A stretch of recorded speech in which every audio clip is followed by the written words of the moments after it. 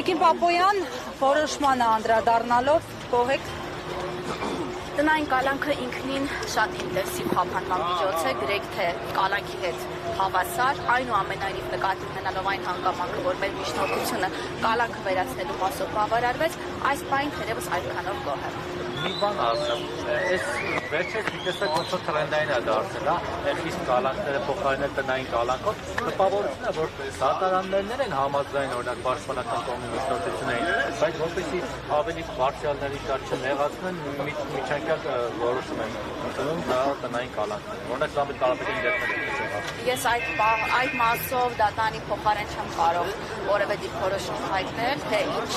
հանգամանքներից ելնելով է կիրառել կրկին ինտենսիվ խափանման միջոց տնային կալանք, այնուամենայնիվ թերևս ես կնշեմ, որ ամեն դեպքում սա պաշտպանական կողմի համար փոքրիկ, բայց հաղթանակ է։ Սա ևս բողոք հարցեր է, թե դրա հետ կապված կքննարկենք մեր վստահորդի հետ պաշտպանական թիմի անդամներով, դրանից հետո կորոշենք։ Պետք է թե բողոքարկեք արդեն վճռաբեկ դատարանում։ Այո։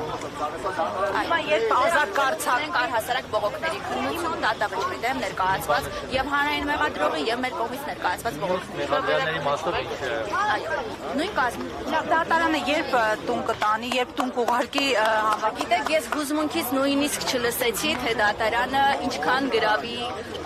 գումար սահմանեց, ամենայն հավանականությամբ, այո։ Հաստատիվ մտավախությունը այն է, մեղադրող կողմի նաև հաստակային է, որ Դավիթ Համբարձումյանը կարող է լքել Հայաստանը, չգիտեմ, փախուստի դիմել, Ինչպես տեսանք, հանրային մեղադրողի դիրքորոշումը ոչ միայն դա էր, այլ նաև հանրային մեղադրողը արձագանքելով դատարանի այն հարցին, որ այն պայմաններում, երբ որ Դավիթ Համբարձումյանը